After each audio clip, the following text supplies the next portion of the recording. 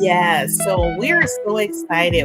I get a chance to get connected with her through a platform where we're both learning and educating ourselves. But when I was thinking about this particular episode about life and life plans, and I kind of thought about, when our generation, you had to have a plan. Like our parents got us to 18, but from about in my family, from about 14 to 18, they were like, okay, what's your plan? What you gonna do? And it was all about planning life. But I want to kind of give the people just a little bit, because I don't want to spoil your thunder, about who you are. And so if you want to introduce the people to yourself, you are none other than the phenomenal Coach Pamela Hankins. You are a relationship coach, and you're becoming one of my sister friends. So just let the people know who you are, and then we're going to kind of dive into the conversation. Absolutely. So my name is Coach Hankins. I am a relationship coach, a speaker, an author, and a podcast. The Grace Effect with Coach Pamela Hankins. And I'm also co-founder of a nonprofit that I founded with my husband in 2020 for 121C. So I wear a lot of hats. I'm a mother, I'm a daughter, I'm a sister. I don't use the word grandma, but I'm a nanny.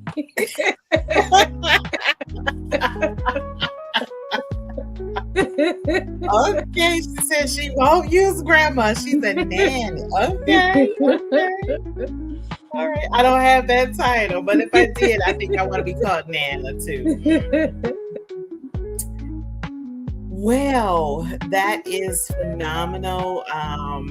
And we're so excited again for you being here. So, one of the hardest things that I think about life or life's challenges, especially on this side of 50, is not knowing where you are, or sometimes feeling like you're a failure because things didn't work out. So like I said, when that first part of our discussion, our parents told us about having these life plans, and we used to write it out, and by the time I'm 20, I'm going to be this, and 30, I'm going to do this, and 40, I'm going to do this, and 50, I'm going to do this. But one of the things as I was preparing, I never remember writing a plan past 50, like where I should be or what I should be doing. And so when I look back at all of those things, the first question that comes to mind, because you are this phenomenal relationship coach, and when life doesn't go according to the plan that we created for ourselves, how do we know whether we are experiencing a setback or being redirected into something greater? That is an excellent question. So I don't think I'm writing down my plans either. Definitely didn't think about a plan after 50. And being a woman for 60, I didn't have a plan for 60 except for retirement. Right. But I will say this. I did have a plan of what I thought my life would be like up until where I'm at. And I didn't follow that path per se. Okay. And I almost thought maybe my plan would never manifest. But what I realized is sometimes you do have to go all around the mulberry bush. And I may have taken the Children of Israel voyage, if you will, where what could have probably been a 5-year plan probably ended in turning into 40 years. 30 years. But in that, I don't think I would break any of the lessons that I learned along the way, because those lessons help shape who I am today. Wow, that's really powerful, because sometimes we don't recognize that redirection until we are looking at it in the rear view mirror, and you talked about the children of Israel and going round and round. There have been times where your plan was to do this, but God's plan was to do something else. And he allowed us to go round and round and round and get frustrated and tired. And you're just like, you know what? Okay, fine. I'm going to take the left, just like if you're in the car and you know the way to go. And your GPS come on and it tell you to get off. You're like, I'm not getting off there. I'm like, going, But then when you get there and you realize there's an accident or there's a traffic stop, and now your commute is now additional 2 hours, you're like, man, I should have did the redirection. I should have did something different, And it's like, it's important, especially to us as women. And you talked about how many different hats that you wear, because we got to pivot and shift depending on the hat or depending on the skill that you need at the time. And then sometimes you need to do two things at the same time, and people look at it and be like, how in the world do they do that? And you mentioned, some of the life experiences, because I learned from the last time, don't do it that way. There are some lessons that are taught and there's some that are bought. Oh, and that's so, yeah. You got anything to say behind that one? I think about lessons learned.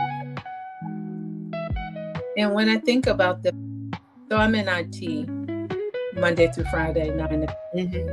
And so it's always the happy path, the current state or future state, right? Or if they say the happy path, the not so happy path. And so when you think of process oriented, it's, they say it's more than one way to skin a cat. And I really realized even in that, so you going back to your example about if you would have went one way, but you didn't redirect them 2 hours. But think about the things that you may have seen in that 2 hour. Had you went the same way. Right. And so sometimes you have to make that detour, or like you said, pivot, so that you can see things in a different way. So look at the various hats. I see things differently at one particular situation from the various hats. See one thing one way as me, right? In a particular situation. Whereas I look at it differently if I'm being a daughter or a sister or a wife or even a grandmother. And so the way I may approach it will be different based upon that. But had I not been in those different roles and responsibilities and had some not so happy path, and then God directed me, I wouldn't be who I am today. That is so awesome. And I know that there are so many women who are watching us or possibly listening to us who have spent decades of being everything to everybody, but when they needed them to be, and whether, you fit the category, you said you're a wife, you're a mother, you're a professional. I know in conversation we talked about being a caregiver and the fixer and the strong one. But sometimes the roles can become the identity. And then something changes and interrupts this thing. The children grow up and they leave the house. And I know as a parent myself, we're excited about it. But then after a while, we're like, oh, where are they? Or maybe the marriage changes, the career changes. You experience some kind of loss, and then you enter into another new season. And so like we were talking about at first, I had everything up to 50 down packed. Now I didn't do it like you the same way, but now I'm past 50 and I'm like, okay, well, what's next? Like, who am I now? So the question that I have on the table is, what happens when life shifts you so much and you realize that you don't recognize who you have become. How do you deal with that? You know what? That's a good. You just have to stop. Do that Michael Jackson looking at the woman in the mirror. Okay. And ask her, who am I? What makes me tick? What makes me talk? What I don't like? What I do like? What gets on my nerves? Do I need a nap? Did I have breakfast today? I mean, you really have to stop. Is it hormonal, right? Because when you get a certain age, sometimes it plays into, but for me, doing those things, like you said, when my son went away to school, I think it was easy for me in the sense to be able to make that transition because I had already had a child prior to. So it, who had left home, and needless to say, when he went away to school and he never really came back home. Like he may have came home for a summer. So like that empty nester type thing, I was happy about it, but I'm glad that we had that opportunity and God gave me foresight to really say, okay, so your identity is not based upon what you do as a mother. Your identity is based upon what you do as a wife. Your identity is based for me. I define your identity. And when I believe I realized that is what identity was like. Those are roles, but my identity was defined by what I did. Jeremiah 29:11 says that he knows the plans that he has for us. Yes. Once I came to that realization that being a wife didn't define who I was. I mean, I was already defined before I became a wife, right? Wow. You need to say that again for the people in the back. I was already defined before I became a wife, because God's word says that he who finds a wife finds a good thing. So I was already a good thing. My husband just didn't find me. And he made certain that when he was 11, he found me at 10. So he found me for a long time. I just didn't know what he had found. But that's a whole nother, conversation within itself. But no, once I realized that it was God who helped define me and that I wasn't defined by a title, then making that transition. Yeah, did I miss having my children at home, or that part of me being a mother? Yeah, I did, especially for someone who was never supposed to be able to have children. I did kind of miss it, but it wasn't like I had an identity crisis, because God helped me to see what my identity was and how it was defined, and it wasn't defined in the roles or the title, that I had in the world.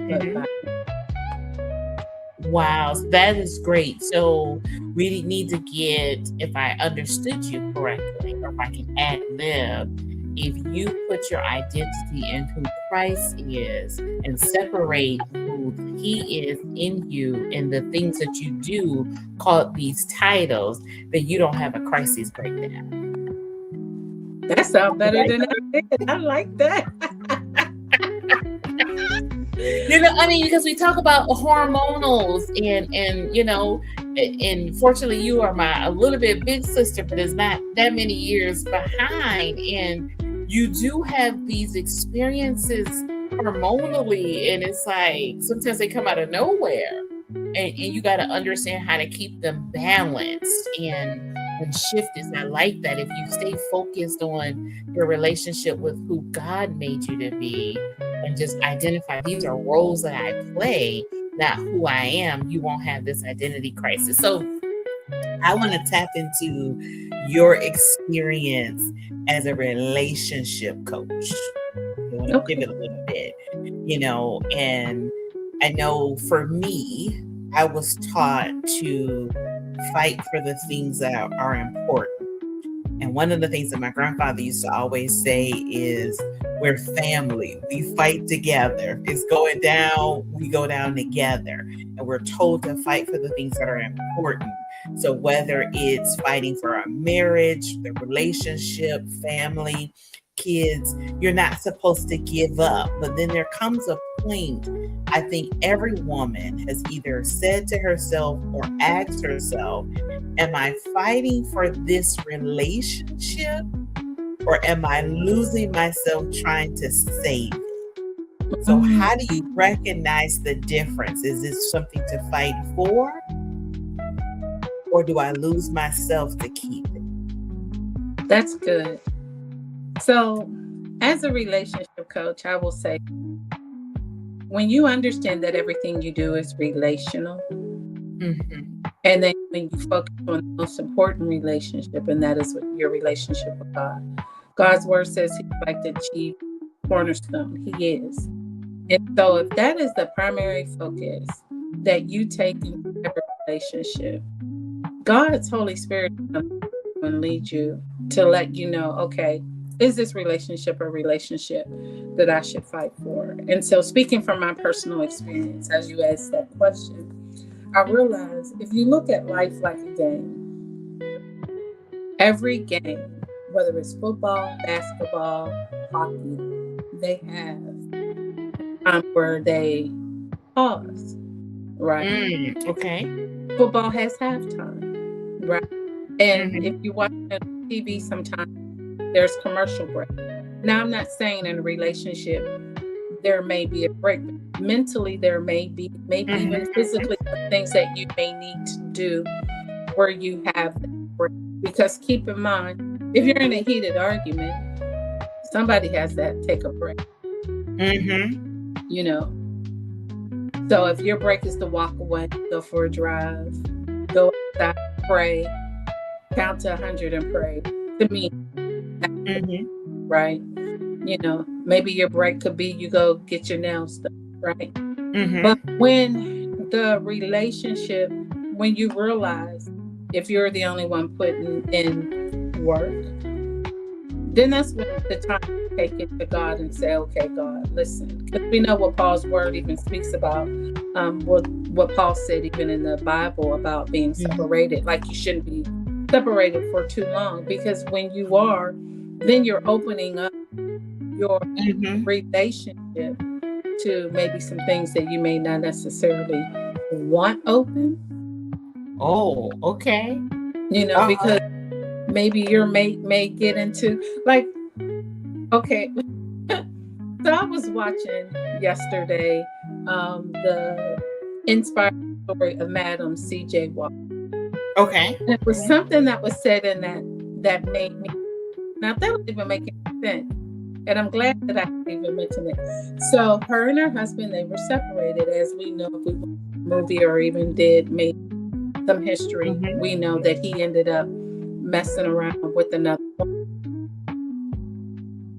But even in that separation, like when she left him and moved to New York, she left room, even in her separation, for traveling. Even though she was conducting business, she left room for some things to kind of maybe take place. Now, was it all her fault? No, because all in the same token, keep in mind her husband, he left room for certain things. You walking around with your shirt off, you leaving room for a woman to see what your wife is. So she gonna be like, hey, I want it.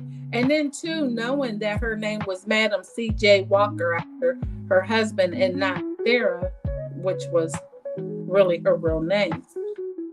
What really got me was when they were like, well, her husband's girlfriend. I was like, that don't even sound right. How the husband girlfriend? Like when I heard that, and I was like, but they said it like it was a normal thing to say, or like that the fiance was wondering how a husband got a fiance or a girlfriend. Like that don't even sound right at all. You know, to say that. So you have to be mindful, you know, in your relationship, what you leave it open for. But if you know that in your relationship that that's what it is, then it's like, okay, your husband got a girlfriend that don't sound right. It's time for you to go ahead and move on. Unless God says to you, trust me. Now, if you hear that voice, even in the midst of that, say, trust me, then you should already know that it is getting ready to be something that's set up to be beyond. And I can speak, you know, from that perspective because my husband and I, we have been separated for 5 years. And at one point in time, we lived in 2 separate cities. So you can imagine what our relationship was opened up to, you know, not just even on his side. I mean, some people was like, hey, I had a guy ask me, well, is your husband married? I was like, huh? I'm like, well, if he ain't, I am. Like, you see, if he ain't, bro, I am. Hey, girl, hey. Hey, you know what I mean? I'm like, thank you for letting me know that I'm still good on the app, but I want to let you know there were 3 people who went into this marriage. And as far as I'm concerned, the odds are against my husband because it's 2-1. It's me and God. So listen, whatever. She said the odds is against you. The odds was against. Come on, you got God on your side. Ooh. That's like a no-brainer. So, but no, we can actually use that even in everything about the attack of the enemy. The odds are against you because you talked about everything is relational. So if I'm in relation with God, it's 2-1. The fight is fixed. Like, why you trying? Listen, who has that song that says it's a fixed fight and I already won? Listen, the fight is fixed. Once you believe and know who God is, like, yeah, I mean, do you be like, okay, Lord, is it today?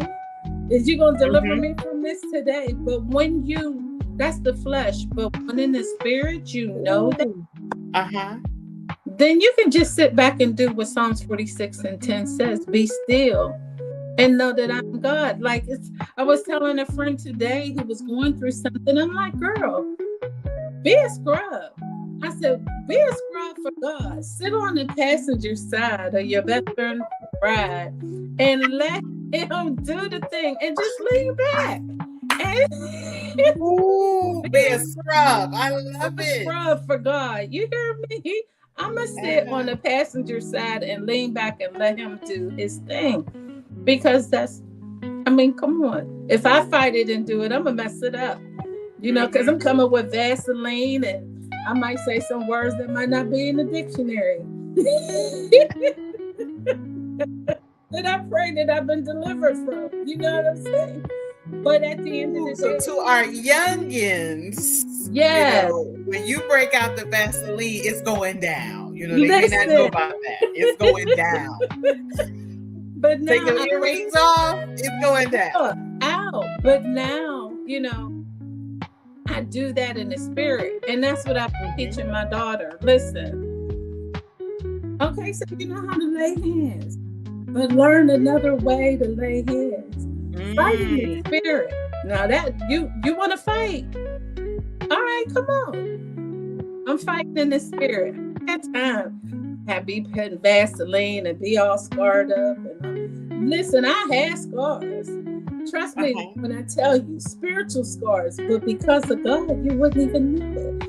You know, you wouldn't even know it. You know, and so in that, yeah, you know, don't look like what I've been through at all. Not at all. Not at all. Woo. Okay, we gonna have to move on because we can stay there and the show be over. But my next question, and I know this one is very dear to you. We hear the phrase all the time: "Give yourself grace," and it sounds so beautiful. But giving yourself grace isn't easy to say when we're talking about someone else's life, or it can get harder when you're looking at your own decisions saying, I should have known better, or I stayed too long, or I should have left sooner, I wasted time, or how did I end up here, or what were you thinking when you decided to do whatever. So what does giving yourself grace actually look like when you've disappointed in your choices, you're grieving in your loss, and you're starting over later in life? No, that's good. So one thing my mother always said is, whatever you decide, be okay with those decisions. So even when I made some bad decisions, I'm like, I give myself 3 days, because I've told myself, no, nobody told this to me, that I'm no better than Jesus. So if Jesus laid in the grave for 3 days and he rose up, I got 3 days to wallow in this, and then that's it. You know, because Jesus died so that I wouldn't go through some of the things that I even put myself through. But you know what?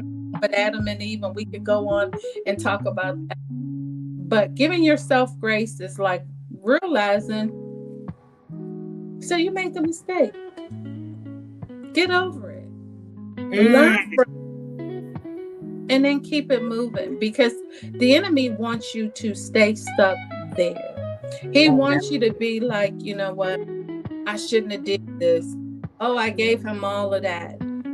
But then the flip side, what did you learn and what you gave? Because it's always a lesson learned, you know, in that. So what did you learn? And you also have to look at, now that I've learned this,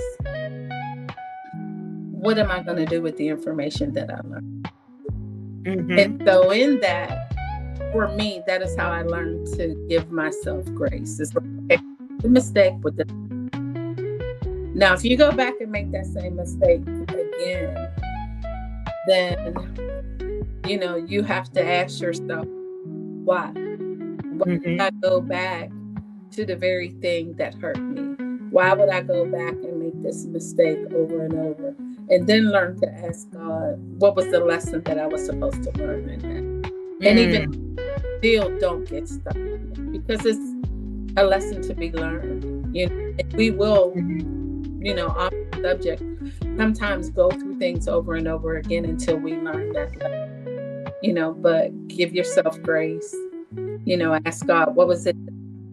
Is this what I think I'm supposed to learn, or was there something more that I need to learn? And then move on. Move on. She said 3 days. You got to get up from you. You got to get the movement. I mean, you might look ugly, because I have. I mean, looking as bad as they did on that one movie with Eddie Murphy, when he was moping because he didn't. I can't even think of the name of the movie with Halle Berry. It'll come to me, but in that movie, it was looking pretty bad when he got jilted. But at the end of the day, you just keep moving. Keep it moving. Such wonderful nuggets. So there may be somebody listening or watching who, you know, either stumbled across us in this conversation or is listening later to the replay, and her life may not look like anything she imagined. She may have gone through trauma. She may be starting over. She may have had relationships that ended, career changes, you know, all kind of things. But one of the things I want to ask you to give us is just 3 things that the woman listening today who life isn't going according to her plan can do to rediscover what her purpose is, protect her peace, and believe that there is still more life ahead of her. Amen. So first thing I would say, read, study, and meditate Jeremiah 29 and 11. Mm-hmm. and say, thank you, God, that you know the plans that you have for me. Because let me tell you, God's plans are always better and greater than our. Mm. So don't be discouraged that you didn't get whatever it was, because it could be that God is protecting you from something, or it's just not time yet, because there's things God may want you to develop to get you to your next. It's just like you got to exercise faith, you got to exercise trust in God that He knows, what's best. And I think sometimes I did three things that sometimes we don't trust God enough to think that what's best for us. Ooh, we don't trust Him enough. So you about to preach in here. I mean, and speaking from my That's own, good. That's good though. Yeah. I mean, it's my own revelation that I had to go through. I realized God helped me to see that I didn't trust Him enough to know that He knew what was best for me. Wow. So I think that's a great segue into my shameless plug, because you have this event coming up that I cannot wait to attend, and it's called Week 40. And I'm not just promoting it. Like, I think I bought my ticket like months ago, a couple months ago, like right when you told me about it. So I want to put some space and time for you to talk about Week 40. Like, what is it? Because we were talking about when life doesn't go according to the plan, and you've given us more than 3 things to think about. And so we invest in a lot of things. So let's talk about what is Week 40 and why should they attend? So Week 40, the opportunity to transform your life. And you can see it speaks about the 4 pillars of hope: mind, body, soul, and spirit. And so there was a trip that I almost didn't take 9 years ago to Massanutten, Florida. And during that time, God helped me to change my mind, what I thought, so a man thinketh, so he is, right? And there were certain things about my body that I needed to, just even the mindset of the relationship that I had with my body, to realize that it was God's temple, where His spirit dwelled. And then my soul, I needed to change that, as well, because that, in connection with my mind, will help like forge the path of things that I didn't even know, as far as when it came to being renewed. And then my spirit, I need to really get in contact with God and that spirit that dwells inside. So it would be that time that you would need to learn to be still, devote time, to meditate on His word, and to just sit back and listen, to Him, because you can't hear God if you're always moving, if things are always loud. You can't hear Him if you can't hardly breathe, because your body is not in good shape. And you can't hear Him if you got all these different things going around in your head, and so you need to really take and, work with it. And so what Week 40, the hope, play on words, hope for Week 40 is we'll walk away with feeling hopeful in all those areas. Okay. And so, and as you know, the number 40 is for change. And so you want to change how you think about, your mind, your body, and your spirit. And so that, looking to ensure that the woman who comes there has a lasting impact. Wow. So to everybody, I need y'all to go to www.P as in Paul, H as in help, A as in answer, N as in Nancy, K as in kite, I as in India, N as in Nancy, S as in Sam.com/week 40. you need to go there now so that you can get your tickets. I know that registration, like the event is coming up, and I think you got some tickets left. You had a couple specials going on. We do. So you want to tell them any special specials coming up right now, or there's going on, and it will be going on for right after that. It's buy one get 40% off. So you definitely want to go do that. That means like you and your girlfriend can split a buy one get one for VIP, or and we even doing that on some day passes as well. So listen, y'all get a discount. I paid the regular price because I was like, I'm getting in. You gonna get something special. I couldn't wait to find out if there was gonna be a special.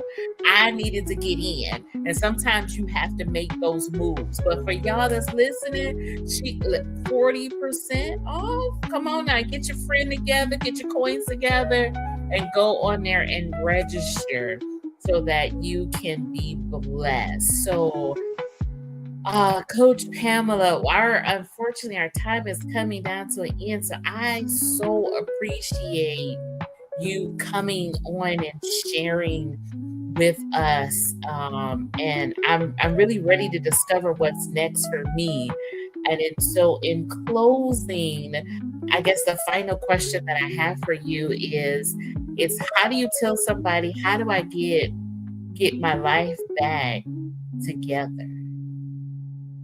Because the plan is derailed. I say, if you want to get your life back together, ask God. Ask them. Put a demand on it. Because God's word at Matthew 7:7 says that you can ask, seek, and knock. And so, what's the plan for me, and how do I get mine?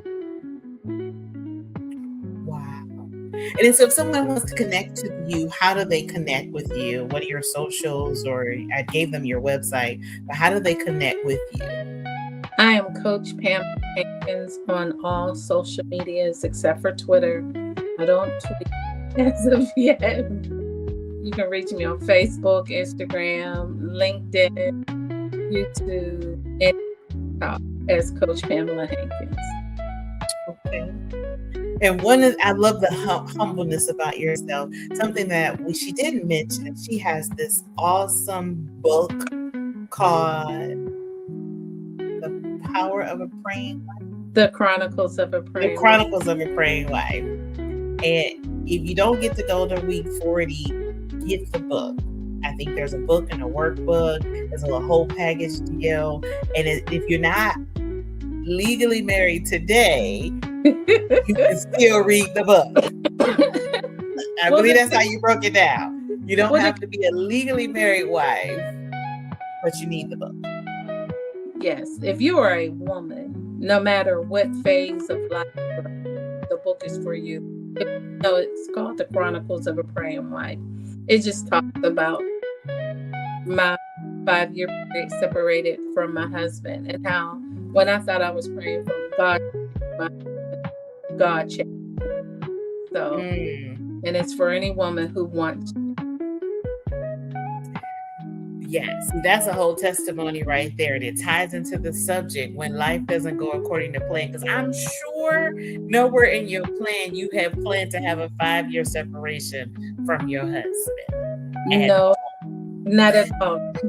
Not planned. I told him this thing is going to be till death do us part. Now that was my plan. Wow. So I hope that we have said something that will resonate with our listening audience.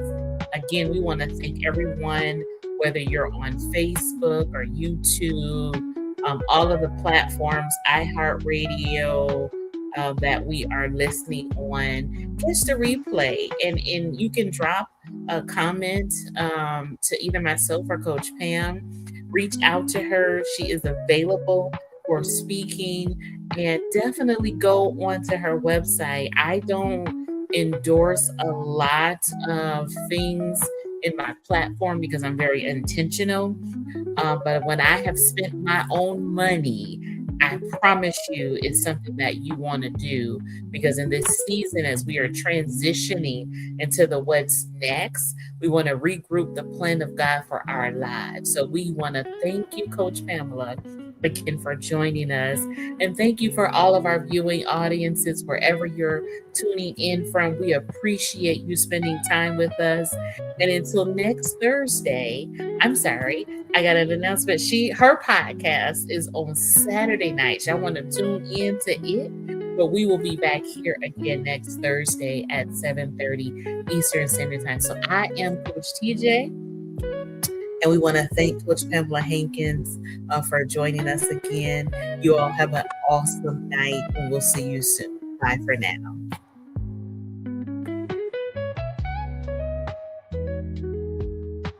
Thank you for joining us on Wholeness Without Hustle podcast. And remember, wholeness without hustle, power without pretending, and healing without apology. I'm your girl, Coach TJ, your transformation strategist, and we'll see you on our next episode.